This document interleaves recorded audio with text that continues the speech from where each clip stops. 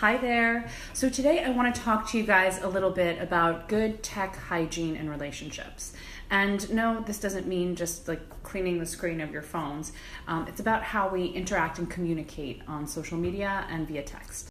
So first I want to talk a little bit about what you share on social media. So if you're in a relationship, it's a really good idea to have a conversation with your partner about what you're comfortable with them sharing about you on social media.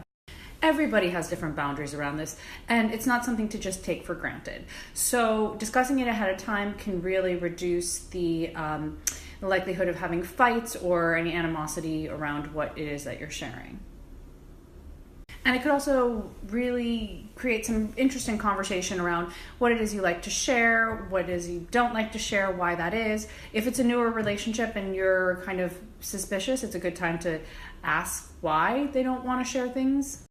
Some people really enjoy sharing about their relationship on social media, and that's okay, but it doesn't necessarily mean that their relationship is better or worse than yours. It just means that they, as a couple, have different boundaries around what it is that they share.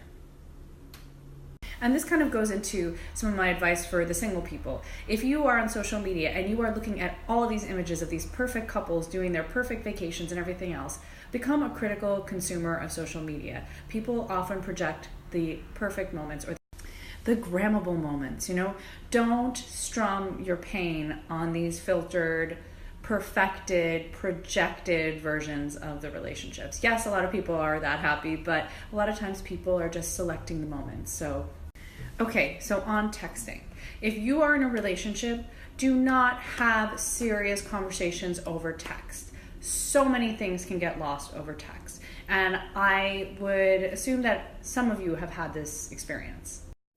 Tone can get lost, intent can get lost, and it could really just end up causing you more problems in the long run. So set up a time to talk. I know it's tempting to just send out a provocative message to get their attention, but it's going to bite you, so don't do it. If they send you a message that you don't like, put a pin in it and bring it up when you see them in person. Don't get it into a text war. It's not a good use of time, and it's not productive. Face-to-face is the best way to deal with those things.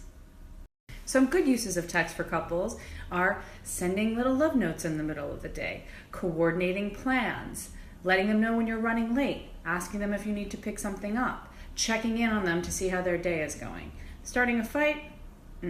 For my single people, especially my single people who are using dating apps, try not to get into a textual relationship. This is a relationship where you are texting with this person that you have not yet met for an extended period of time, putting in hours. And though it might feel like intimacy building when you're just texting back and forth and flirting before you meet in person, some people just want to hang out in that space forever. And you haven't met them yet, you don't know what their story is, and you don't know what their reason is for doing that. So unless these texts are just going back and forth in order to coordinate when you're actually going to meet in real life, don't spend so much time on it or hours, unless you want a pen pal. But I don't know. I don't think that you're on a dating app for a pen pal. So what are some of the ways that you practice good tech hygiene?